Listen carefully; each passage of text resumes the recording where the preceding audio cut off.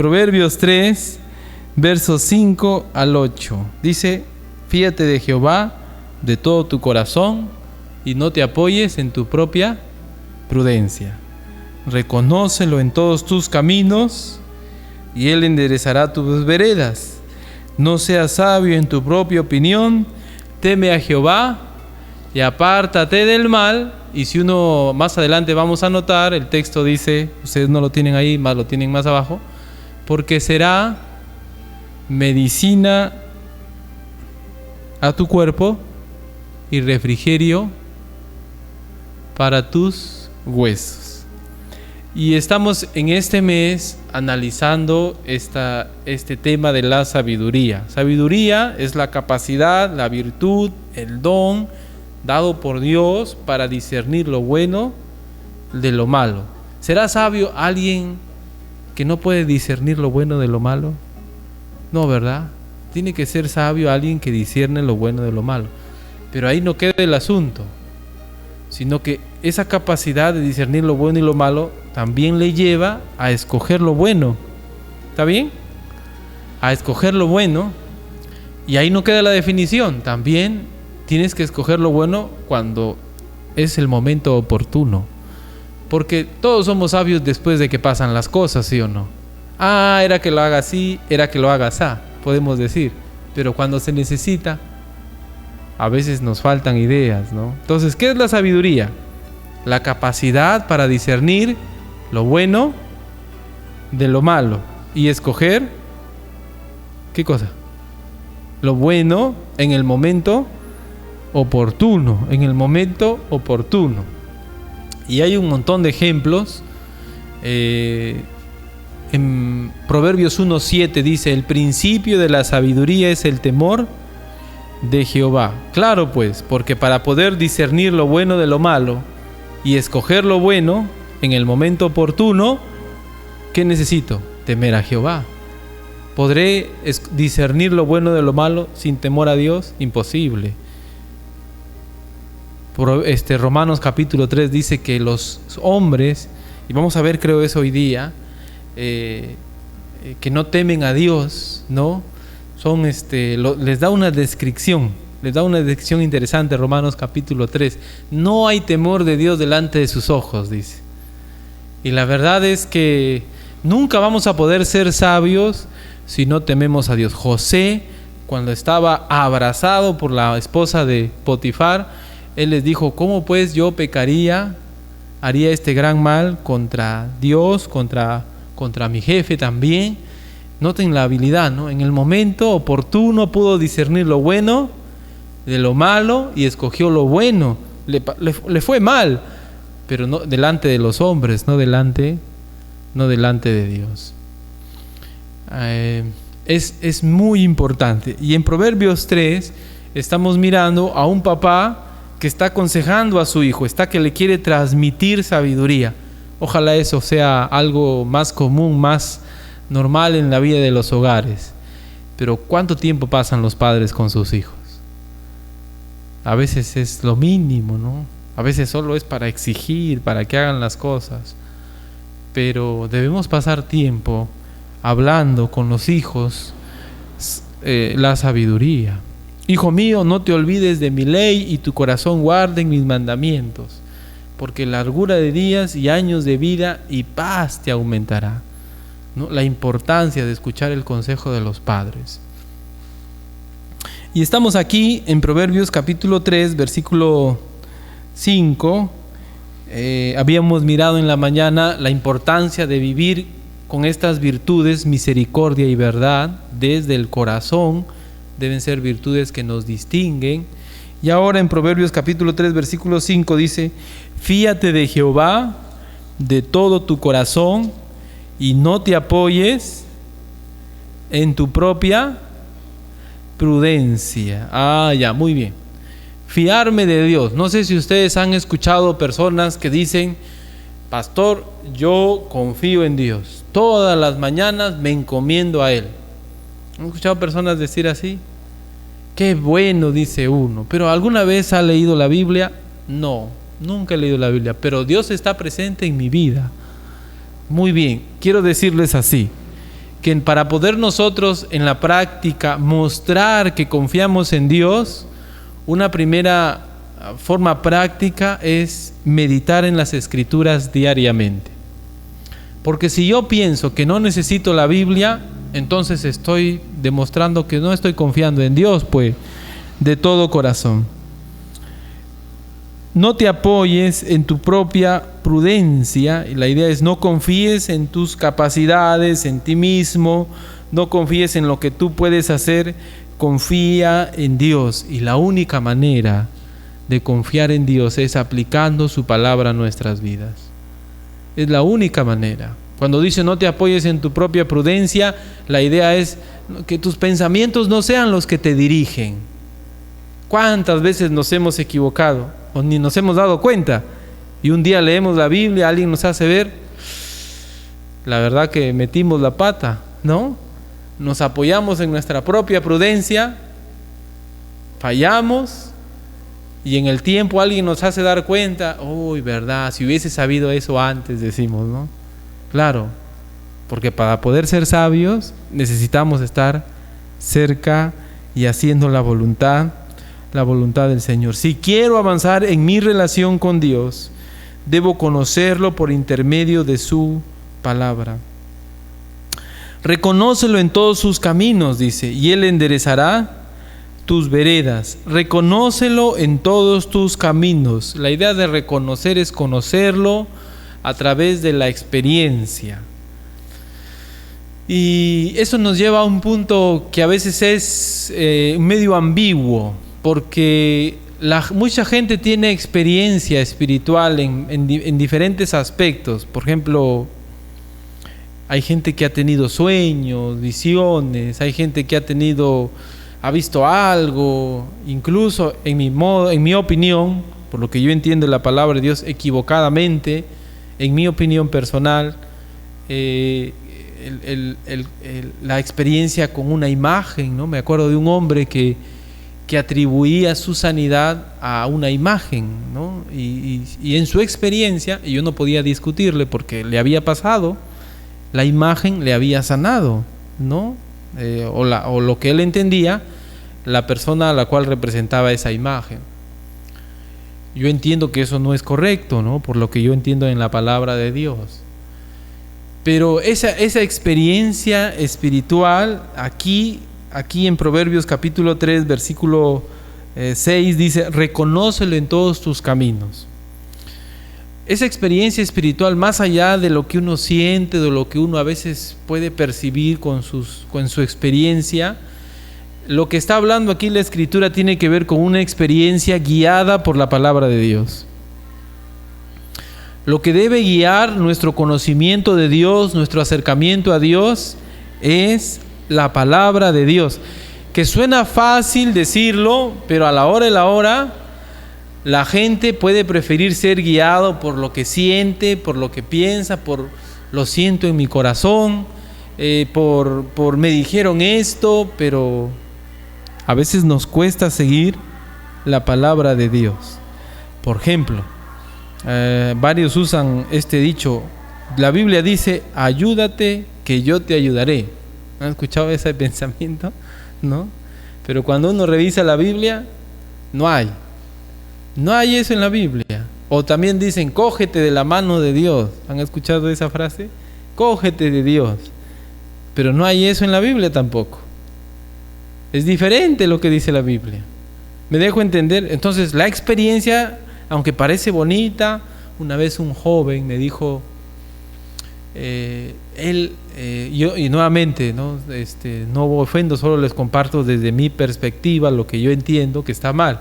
Un joven había ido a una iglesia mormona, al templo principal en Lima, y él había venido anonadado, estupefacto, ¿no? Había venido maravillado. Yo le preguntaba, ¿y qué sentiste? Me dijo, era como estar en el cielo, me dijo. Así me dijo él. Pero estaba equivocado. ¿Me dejo entender? Por más bonita, por más elevada que haya sido su experiencia, él estaba equivocado porque estaba conociendo, estaba dejándose guiar por muchas fuentes, pero no por la palabra de Dios. La Biblia dice que Satanás puede disfrazarse como ángel de luz. Así que nuestra experiencia, aparte de la Biblia, no guiada por la palabra de Dios, puede estar equivocada. Debemos poner nuestra experiencia por debajo de la palabra de Dios. La experiencia es secundaria. Pedro dijo: yo he visto al Señor, lo he visto transfigurarse, lo he visto en su propia majestad, en su propia gloria, pero tenemos la palabra profética más segura. La Biblia es más segura, dice Pedro, que nuestras experiencias, así estas experiencias sean verdaderas. La Biblia es mejor. Así que si vamos a tener una experiencia, si vamos a conocer a Dios en la experiencia, debemos conocerlo a través de la Escritura. Debemos leer la Biblia. Si no leemos la Biblia, estamos fritos. Si no leemos la Biblia, ¿cuánta gente, mire, se ha perdido en sus experiencias por no meditar en la palabra de Dios? Ha dejado que sus experiencias les guíen, y es así como muchos aseguran que hay religiones, cualquier cantidad hoy en día. La gente deja de seguir la Biblia y le cree a sus pensamientos, a sus ideas, y entonces se pierde la gente. Cuando aquí la palabra de Dios dice: reconócelo en todos tus caminos, habla de tener una experiencia con Dios, pero partiendo de la Escritura, no partiendo de algo subjetivo. Ahora, ¿cuántos de nosotros podemos decir: amén, pastor, yo he tenido una experiencia con Dios a partir de la Escritura? Y ese es algo maravilloso. Es decir, cuando tú, por ejemplo, lees una promesa en la Biblia, y esa promesa en tu vida lo ves que se va cumpliendo. Gloria a Dios. Conozco a Dios por la experiencia, pero guiada por la palabra de Dios. No sé si le ha pasado. O de repente estás leyendo un pasaje y tratas de descubrir, haciendo tu buen trabajo, y estás esforzándote en meditar en la Escritura, pides ayuda, ¿qué significa esto? Y de repente descubres una verdad maravillosa para tu vida. ¡Ah! ¡Qué satisfacción! Hasta las lágrimas uno puede derramar meditando en la Escritura. Horas y horas conociendo a su Señor, aplicándolo a tu vida. Reconócelo en todos tus caminos. Experimenta a Dios en cada área de tu vida. Reconócelo, dale el lugar que se merece, joven, señorito, usted que es soltero, póngalo en eso. Conozca a Dios en la experiencia, pero una experiencia a partir de la Escritura. Aplique la Biblia a su vida y usted va a conocer a Dios en la experiencia. Su voluntad es buena, dice Romanos, agradable y perfecta. Pero ¿cómo lo vamos a saber? Aplicándolo a cada área de nuestra vida. Seguimos a Cristo, seguimos a Dios, decimos hacerlo, pero puede ser que no estamos viviendo de esa manera, aplicando cada área de nuestra vida, a cada área de nuestra vida, la voluntad de Dios. Entonces, si yo pongo a Dios y yo lo conozco en la experiencia, en cada área de mi vida, dice, Él enderezará tu vereda, ¿no? Él enderezará tu vereda. Imagínense, ¿no? Nos vamos a andar mejor. Vamos a andar mejor. ¿Cuántos de nosotros hemos ido en un carro y en una pista con baches? No sé si le ha pasado. Qué difícil, ¿no? En algunos caminos. Bueno, antes aquí la Esperanza era así, ¿no? Era tremendo, ¿no? No había cómo estar en el asiento quieto, ¿no? Y a veces la vida es así, de uno, cuando uno no pone a Dios en su vida. Reconócelo en todos tus caminos. Ten una experiencia con Dios a partir de la Biblia en cada área de tu vida, y tú vas a ver cómo tu vida va a ir mejor. Obedece a Dios, en otras palabras, en cada área de tu vida en la experiencia. Siempre debo hacer aplicaciones hacia el hogar. Pensemos en el matrimonio. Un varón que quiere aplicar esto a su vida podría ser de esta manera, ¿no? Voy a liderar espiritualmente mi hogar. Y ahí eso es una lucha tremenda, sentarse con los hijos, guiar a la esposa, aparte de trabajar muchas horas, darse tiempo para lo espiritual. Pero ahí es cuando la vida va a ir cambiando. En el caso de la dama igual, ¿no? Sujetarse a su esposo. ¿Cómo voy a conocer a Dios en la experiencia si nunca practico esto de la sujeción al esposo? O los hijos. ¿Cómo voy a conocer a Dios en la experiencia si no quiero obedecer a mis padres? Es imposible. La rebeldía no te va a llevar a conocer a Dios. Entonces, aplicar la voluntad de Dios a mi vida, en cada área de mi vida, me va a llevar a conocer a Dios en la experiencia. Voy a poder probar, gustad y ved, ¿no dice la Biblia? Prueba cuán bueno es Dios. Él va a enderezar mis caminos, pero lo que más le cuesta a las personas es eso, obedecer a Dios. Nos cuesta. ¿Cuántos casos de consejería hemos tenido? ¿Con cuánta gente hemos conversado? Y lo único que quieren es no sufrir sus problemas.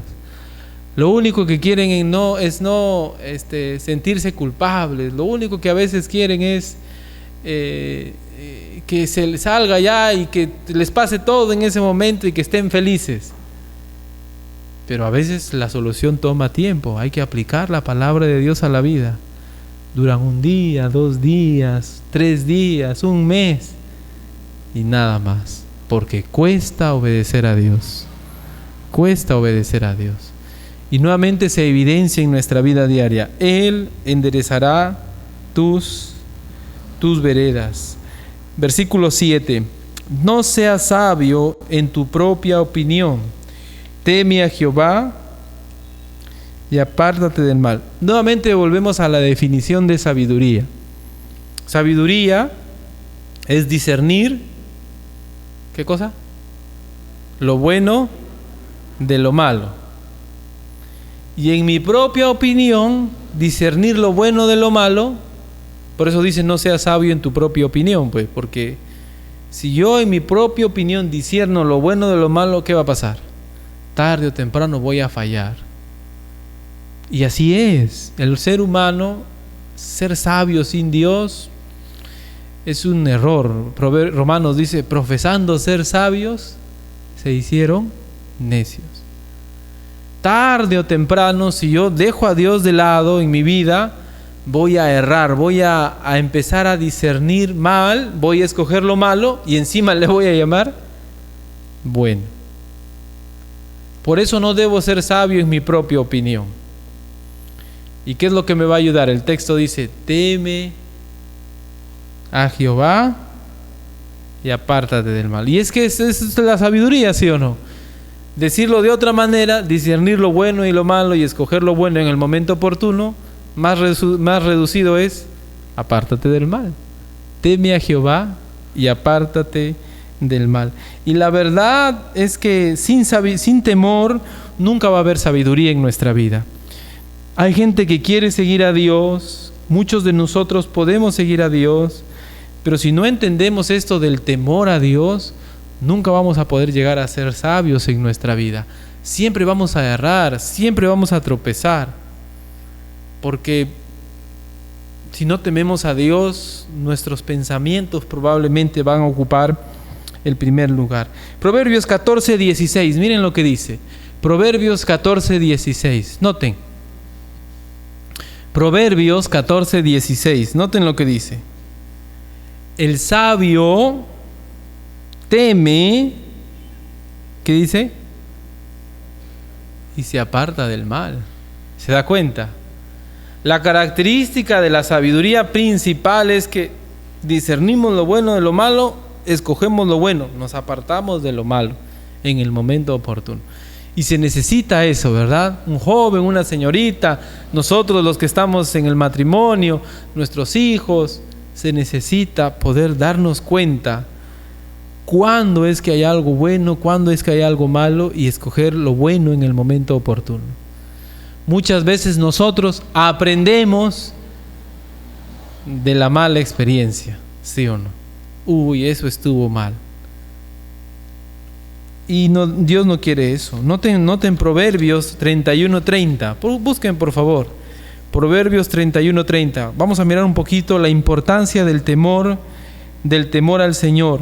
Proverbios 31:30 dice: engañosa es la gracia y vana la hermosura. Y luego, ¿qué sigue? La mujer que teme a Jehová. Y sabe, en el contexto, si usted ha leído Proverbios 31, habla de la mujer virtuosa, una mujer que su mundo es su hogar. Una mujer que teme a Jehová, su hogar. Hay que mirar su hogar y nos vamos a dar cuenta de su temor a Dios. La mujer que teme a Jehová, esa será alabada. Una mujer sabia, entonces, es una mujer que no descuida su hogar. Nehemías 5:9. Noten lo que dice Nehemías 5:9. Nos salimos un ratito de Proverbios. Nehemías 5:9. Y ahí está hablando Nehemías. Noten lo que dice Nehemías. Y dije: no es bueno lo que hacéis.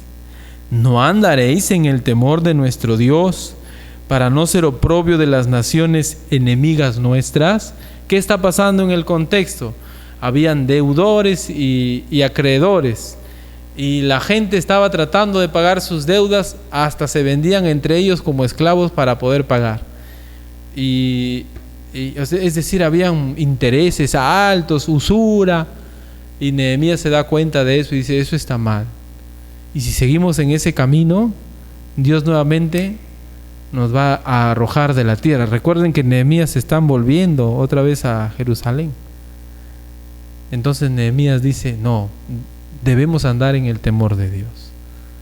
El temor de Dios nos va a ayudar a cambiar. Job 1:1. Job 1:1.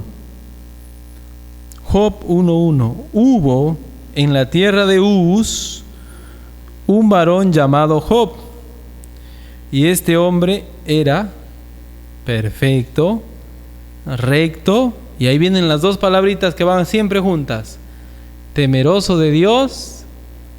Era un hombre sabio, ¿sí o no? La sabiduría se distingue por nuestro temor a Dios, ¿sí? Malaquías 1:6. Malaquías 1:6. Ahí el Señor, Dios Todopoderoso, está hablando y está confrontando a los israelitas. Malaquías 1:6. El hijo honra al padre y el siervo a su señor.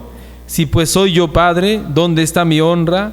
Si soy yo señor, ¿dónde está mi temor? Dice Jehová de los ejércitos. A vosotros, oh sacerdotes, que menospreciáis mi nombre y decís: ¿en qué hemos menospreciado tu nombre? Saben, el contexto, los israelitas estaban presentando ofrendas defectuosas a Dios, le estaban dando cualquier cosa, digamos así.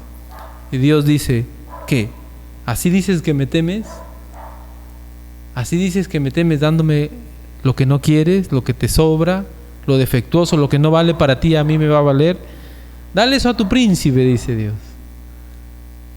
Entonces, Dios debe ser reconocido como tal, pero no podemos hacerlo si no hay temor de parte nuestra. Nunca vamos a ver la grandeza de Dios si es que nosotros no tenemos temor a Él. Le vamos a dar siempre cualquier cosa.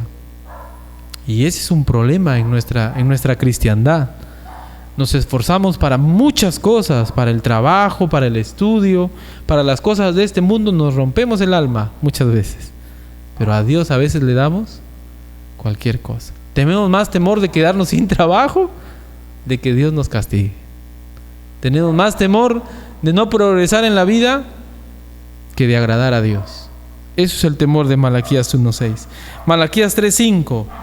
Malaquías 3:5, noten lo que dice: y vendré a vosotros para juicio, y seré pronto testigo contra los hechiceros y adúlteros, contra los que juran mentira, y los que defraudan en su salario al jornalero, a la viuda y al huérfano, y los que hacen injusticia al extranjero, no teniendo temor de mí, dice Jehová de los ejércitos. Aquí puse este pasaje porque este pasaje nos señala un montón de pecados, producto de precisamente de no tener temor a Dios. Lo cito otra vez. Vendré a vosotros para juicio.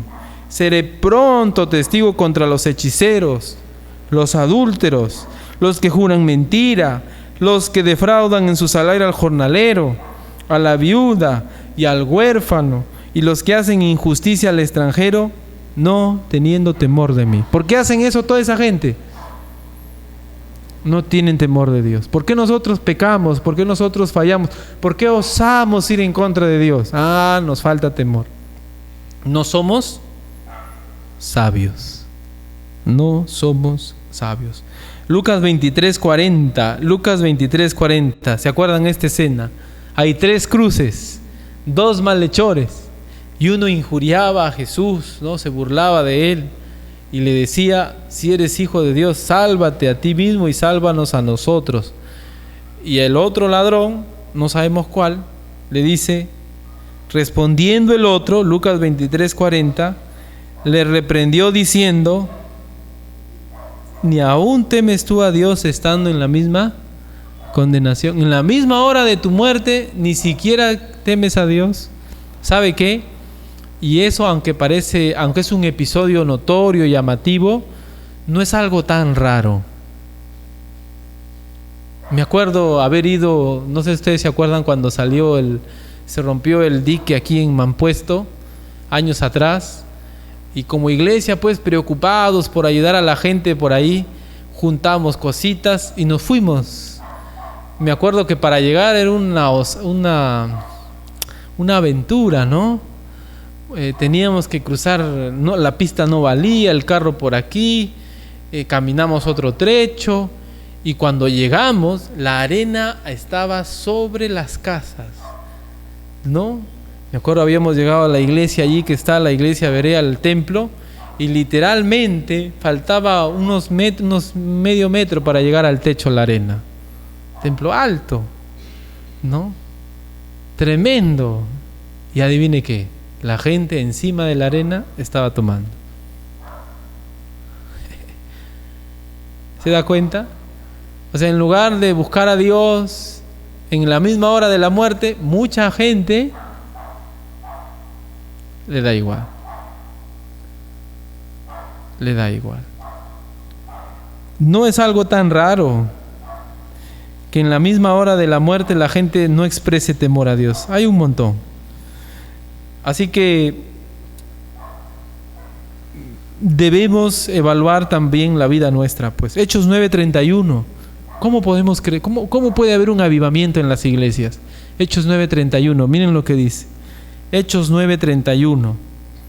Entonces las iglesias tenían paz por toda Judea, Galilea y Samaria, y eran edificadas, crecían las iglesias, pero ahí viene una frasecita: andando en el temor del Señor, y se acrecentaban fortalecidas por el Espíritu Santo. ¿Ustedes no creen que seríamos una mejor iglesia si tuviésemos más temor de Dios que al COVID? Si tuviésemos temor a Dios como le tenemos al COVID, ¿qué cosas no haríamos por Dios? ¿Cierto? Si cambiamos nuestros hábitos para no contagiarnos del COVID. Pero ¿cuánto nos cuesta cambiar de hábitos en cuanto a Dios? Nos esforzamos porque le tenemos temor a esta enfermedad. ¿Y nuestro temor a Dios?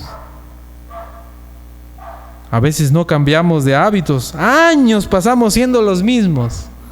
Nos falta temor. Nos falta temor a Dios. Hechos 9:31, Romanos 3:10, 11 al 18. Mire cómo la Biblia describe al perdido. Mire cómo la Biblia describe a quien, al mundo en general, al incrédulo. Romanos 10, 11 al 18.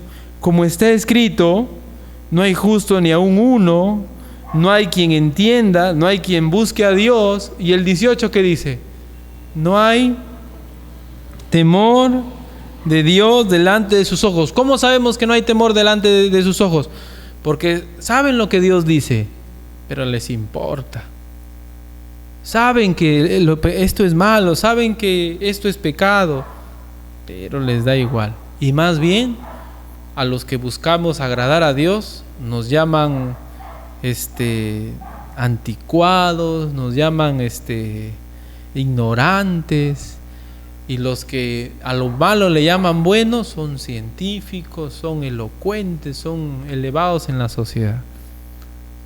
A nosotros nos llaman retrógradas, ¿cómo nos llaman? Manipuladores, en fin. Y la verdad es que no es así, sino que lo que hacen, lo hacen porque no hay temor de Dios delante de su... Por ejemplo, les doy un caso. Dios, cuando creó al hombre, cuando creó al ser humano, creó un hombre y creó una mujer, biológica, fisiológica, psicológica, como lo quieras ver, hombre y mujer. Decir que una persona nace y no sabe qué es ir en contra de Dios mismo, ¿sí o no? Porque si Dios creó hombre y mujer, pero yo digo, no, pues eso lo decides en el camino, entonces estoy yendo en contra de algo muy básico. No tengo temor de Dios. Y en efecto, pues, no tienen temor de Dios. No tenemos temor. Decir que puedo abortar a un niño a las 12 semanas. Se dice que un niño está inseguro en el vientre 3 meses, ¿cierto? 3 meses le recomiendan a la mamá cuidarse lo más que puede, porque esos 3 meses son peligrosos, ¿verdad? Eso entendemos, eso es lo que normalmente 12 semanas, más o menos es esos 3 meses, ¿verdad? Creo que hasta los 15 semanas es que se puede abortar en Argentina. Cuando el bebé ya está seguro en el vientre, todavía puedes abortar. No hay temor de Dios delante de sus ojos. No hay temor de Dios delante de sus ojos. O sea, no me refiero a tomar, a beber, a fumar, a las borracheras. Me refiero al estilo de vida, a lo que prima en la gente en este tiempo. No es la voluntad de Dios. Y muchos bebitos están muriendo sin nacer, sacados del vientre de su madre, ¿no? Porque no hay temor delante de sus ojos. Una periodista hablaba con un candidato y el candidato le decía, es un asesinato. Y la periodista lo hacía ver como que él era un retrógrada, Es que así es nuestra sociedad. A lo malo le llaman bueno y a lo bueno le llaman malo, porque no hay temor de Dios delante de sus ojos. Segunda a los Corintios 7:1. Mire por favor, segunda a los Corintios 7:1. Segunda a los Corintios 7:1. Note lo que dice. Así que, amados, puesto que tenemos tales promesas, limpiémonos de toda contaminación de carne y del espíritu, perfeccionando la santidad en el temor de Dios. Lo voy a leer otra vez. Así que, amados, puesto que tenemos tales promesas, limpiémonos de toda contaminación de la carne y del espíritu, perfeccionando la santidad en el temor de Dios. ¿Cómo es que puedo ser más santo? Según ese pasaje. Perfeccionar significa avanzar, crecer en la santidad. ¿Cómo puedo ser más santo según ese pasaje? Temiendo a Dios. Claro, porque el temor de Dios nos hace alejarnos del pecado. Igual, ser más santos. Así que nunca vamos a poder, hermanos, nunca vamos a poder, queridos amigos, agradar a Dios si es que nosotros no le tememos. No le miramos, no solo con respeto, sino con temor. La palabra temor en la Biblia no habla de respeto, sino de mirarlo con pavor, porque Él es un Dios que puede destruir el alma y el cuerpo en el infierno. Él es un Dios que puede acabar con nosotros así. Él es un Dios temible, dice Él. Él mismo dice de sí mismo, soy temible. No debemos mirar a Dios solo como nuestro amigo, como nuestro Salvador. Debemos mirarlo como lo que es Jehová de los ejércitos. Y eso nos va a ayudar a ser más sabios. El texto decía, Proverbios capítulo 3, versículos 7 y 8, no seas sabio en tu propia opinión, teme a Jehová y apártate del mal. La sabiduría en la práctica no va a ocurrir si es que no temo a Dios. Estás a punto de tomar una decisión equivocada, separarte de tu esposa, de tu esposo, hacer algo indebido. Teme a Jehová. Teme a Jehová y apártate del mal. Estás haciendo algo indebido en el trabajo, te falta sabiduría para algunas cosas. Bueno, teme a Jehová y apártate de lo malo. La sabiduría no es más inteligencia, la sabiduría no es más capacidad, la sabiduría no es un sexto sentido. La sabiduría es simplemente discernir entre lo bueno y lo malo y escoger lo bueno en el momento oportuno, y no lo vamos a hacer si es que no tememos a Dios. Vamos a ponernos de pie y luego ya el miércoles miraremos lo que sigue, el versículo 8, acerca de la bendición, ¿no?, en la salud de ser sabio. Vamos a orar. Vamos a orar. Nuestro Dios, gracias te damos, Señor, por tu palabra. Nos damos cuenta, Señor, espero que debemos crecer en nuestro temor hacia ti.